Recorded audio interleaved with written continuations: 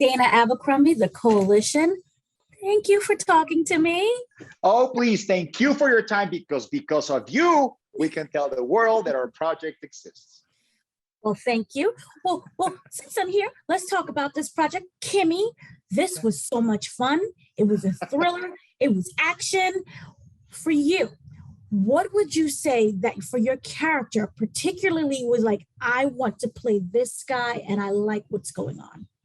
Oh, well, first, that was a very beautiful question, but it's not actually real because if I had to say one work in a Steven Soderbergh film, I would say it every single time. So I was extremely lucky to be, picked by him to play this character. But the script is so relevant, right? It's so relevant with the virtual assistants and the pandemic and people wearing masks. But it's not in your face kind of thing like, oh, let's take advantage. No, it's just how we've been living for the past 2 years, just the reality, right? But imagine being invited to a Steven Soderbergh film alongside Zoe Kravitz. It's kind of like, oh, come on, really? Are you serious right now? But it was so nice. Zoe, first and foremost, she's such a smart. She's so generous on set. She's so disciplined. She's so professional. Working with people like that is just a gift. And then Steven, he's also a very generous director who understands very well the concept of the creative process between a director and an actor, to build characters and to create them. And at the same time, he's very clear on his vision. He really knows what he wants and he really knows his shot list. And so when you are protected by this great captain of this ship, you feel so, you feel very comfortable on set. It was amazing. So then by working with Steven Soderbergh and also with Zoe Kravitz as an actor, what lessons would you say was kind of like the greatest experience, the lessons that you can apply on your other features or just in life in general? Yeah. Well, I've been doing this for like 27 something years, right? But every project you learn something from your fellow actors and from your directors, your cinematographers.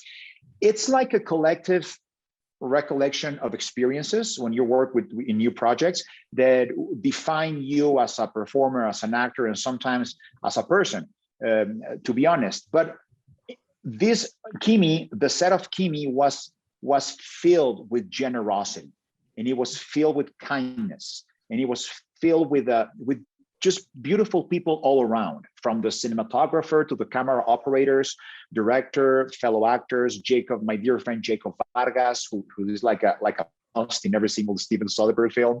Right. But that beautiful experience, it's probably what defined the movie, at least to me, right? Mm-hmm. But of course, the subject and how relevant it is, how current it is, and everything. But in a more personal note, I believe working with generous and kind people makes a difference.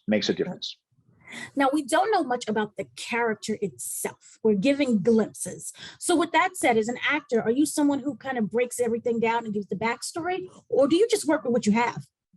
Larry Moss, I took some acting lessons from him. He said, our jobs as actors is to hit your mark and deliver your line as credible as possible.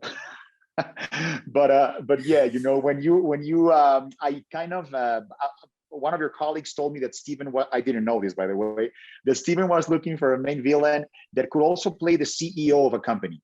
So he was looking for a sophisticated kind of like villain, not the caricature kind of villain that you expect, right, from on an action thriller or a psychological thriller, right? And I think that helped. But when you jump into a movie that has been shooting for 10 days and the machine is already going at 1,000 RPMs, right, you have to rely on your experience as an actor to like jump in and don't fall, right? But it was fun. It was fun. I'm telling you, Steven is very generous, and all the fellow actors were great. So you arrive on set very cold, but right off the bat, you become part of the family.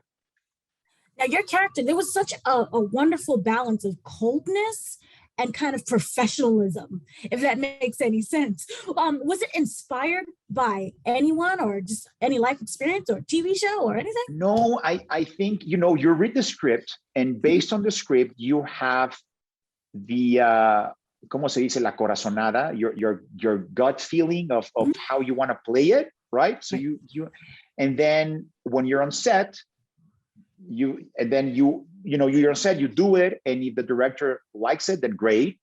If there are some adjustments, because at the end of the day, as actors, we are tools for what the director and the project needs, right? So you have to be able to do these minor or major adjustments, depending on what the director needs, right?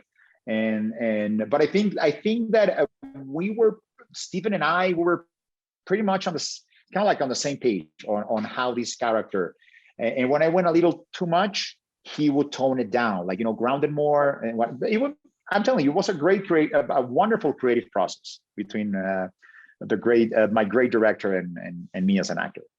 Would he own a Kimi? What? Would your character own a Kimi?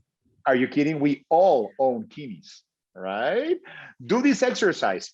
Google a service or Google a product or speak about it next to your phone. Just stop for one day, talk about hot sauces on your phone.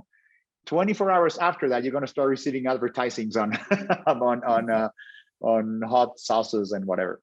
Very true. Very true. If you could describe Kimi using just three words, what would you say? The movie itself. The movie? Okay. Yes. Fun. Thrilling. And exciting. Oh my God. Yes. Okay, go.